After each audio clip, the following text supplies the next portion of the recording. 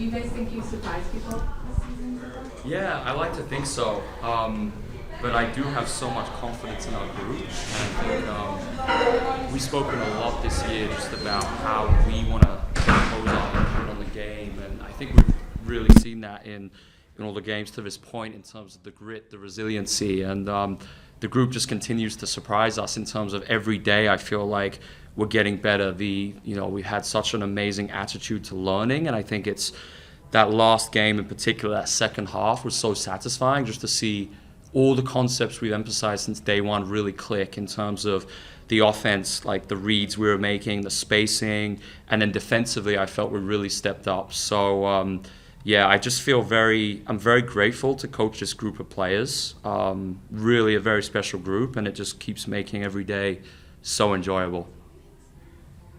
Hey Coach, nice to meet you. Arden from Dunkyard. Nice to meet you. When looking back at your own development as a coach, it's been widely respected just because you covered the three verticals between understanding player development, the X and O's, as well as performance science. But for you, when looking back at the start of your career, which aspect do you think you honed on in first before you learned the other aspects of the game? I really appreciate that question. And I think this is kind of the attitude I'm really trying to carry into every day of having like a huge growth mindset and continuously learning. And I think that's what's been most helpful in terms of I'm obsessed with learning and reading and watching clinics and learning from other coaches. But I think early on, I think I really started probably on the player development side, but I didn't understand really what player development meant. I looked at it from this perspective of kind of like a skills trainer and very much focused on the individual player.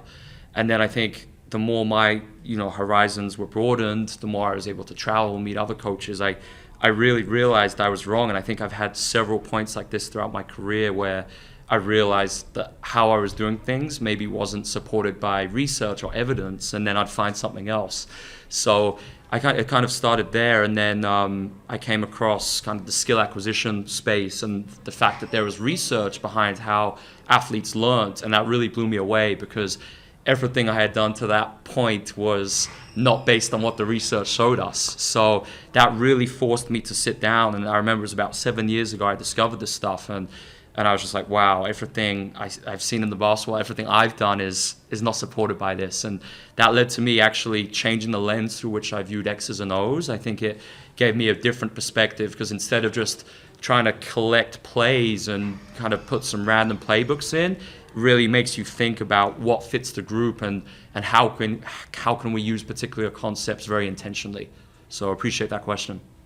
Hey Coach, Lucas Kaplan, nice to meet you. Nice to meet you, Lucas. This is honestly a follow-up to that. Self-discovery as skill acquisition is something you've talked a lot about.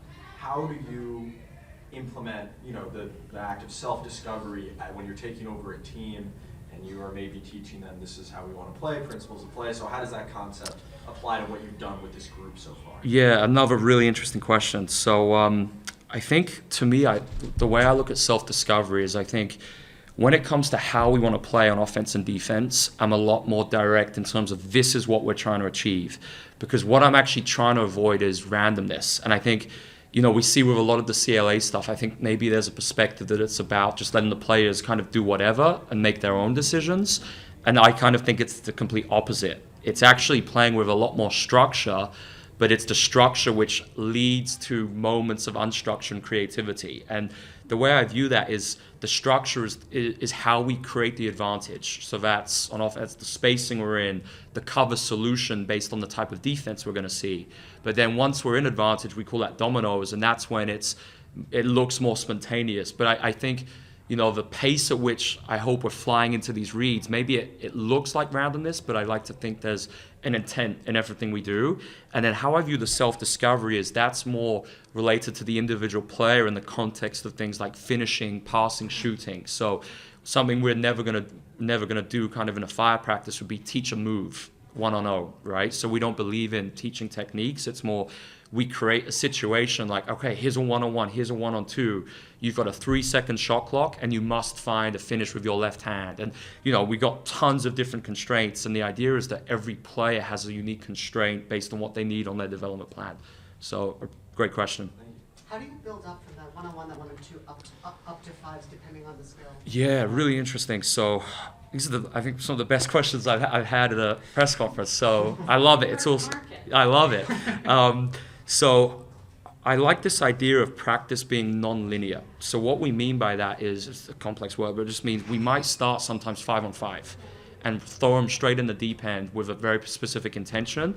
And then we see what are the problems that are emerging in real time that we need to fix. So that's why we very rarely follow our practice plan to script, because what we're trying to do is see what are the problems that we're not yet solving well, and now maybe how do we go back from that 5-on-5 to a smaller small-sided game like a 3-on-3, and then maybe simplify even more to a 2-on-2 or 1-on-1. But then we got to go back up to see if what we're doing is actually transferring to 5-on-5, because I think what you want to avoid is negative transfer, where you're doing something 1-on-1 or in PD with a player, but it doesn't actually equate to the 5-player spacing and what they're going to do in the actual game. Alex, hi. Jackie Howell from NBC Sports. Hi, Jackie. I'm curious about how the freedom of movement rules are impacting how you all are able to play defense. Really, so I think it's been a good learning curve just these last few weeks, adapting to how games are being called. But I do think, I do give credit to the league, because I do think it was very clear in the start just from the videos they shared with us, and that's one of the reasons we actually don't run dribble handoffs at all in our offense. So, it was made very clear by the league that this would be called this way, and then, I think we're seeing that already quite a lot. A lot of the moving screens are coming off those. So we've just gone away from it completely, and I think there are other ways you can create advantages more effectively. So I think the league have been good there. I think there are some things on off-ball screens we got to tidy up. We don't really run them at a high volume in our offense, but we paid a lot of attention to just the screener and the details of the screen, because we have the highest volume of pick and roll in the league. So we're being very intentional with things like angles of the screen, knowing when to slip, when to make contact, reading the coverage. So I do think it's had an impact on our principles of play, and I think we just got to continue to adapt to how games are being called. Given that illegal screens are called differently now than they were last year, much differently than they are in the men's game, how does that change? How does that change the way that you try to implement that skill acquisition with players? Yeah, so we've actually spent a lot of time in practice after the 2 preseason games where I thought we'd be getting 50 fouls a game. We had a big focus in all our small-sided games. We officiated them in a very particular way. So we actually brought some officials in, and just for a week, every small-sided game, we were calling the things that were being emphasized at that point. So we're just trying to be very systematized with, the lessons we're learning from that, and then how we apply it in our practice design or style of play. Good. Hey, Coach. Thank you for taking the time. Jeff Pleasure. Manchetti with BullsLife.com. Been so much focus on the practices, but you're coming off what's the biggest win in franchise history at this point. So in the game, what do you think went so right in Toronto, and what aspect of that success will be the most sustainable as you seek to make instant progress on the road ahead?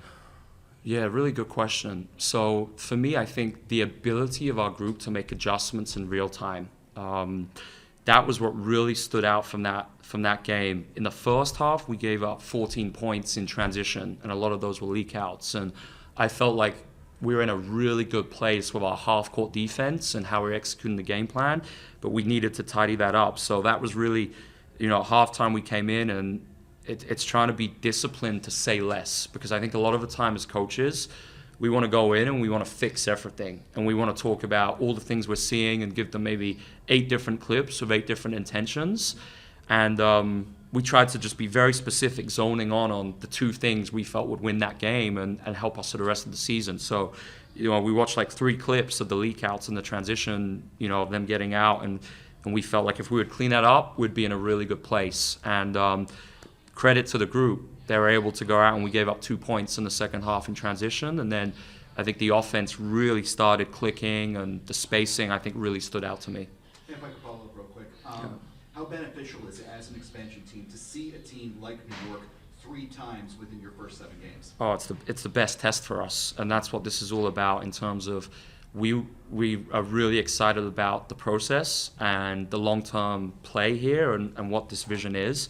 So, for players like Nadia to get 30 minutes guarding Street, I mean, that's incredible. And, I love the fact that we played these 3 games early on, because as competitors, you want to play the best teams in the league. That's what we want. That's what's going to make us better in the long term.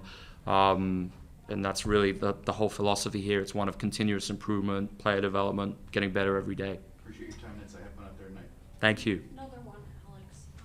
I'm curious what you've noticed about how the developmental players are being used around the league, in addition to obviously talking about how you guys have been using them. Yeah, so I think it's a unique one, because I still feel like teams are figuring out how to use them and how to make advantage of the spots. And obviously you've seen that with Melee coming back here, and then with Jordan. And obviously I'm very excited to have Jordan back. And that was a tough one, because we were always planning on that. And it's great now that we can have a player like Jordan in our environment, because I feel like these dev spots are, if they're used the right way, I feel they can be very valuable in trying to develop rotational players. And, with Jordan, I think, prime example of, I don't think there's a player who's maybe a better fit system-wise, and she earned her spot in training camp. Coming in, very few people would projected Jordan to make the final roster, and she just proved it with the full court pressure, the traps. So I think it's going to be a unique tool and a competitive advantage if they can be used the right way.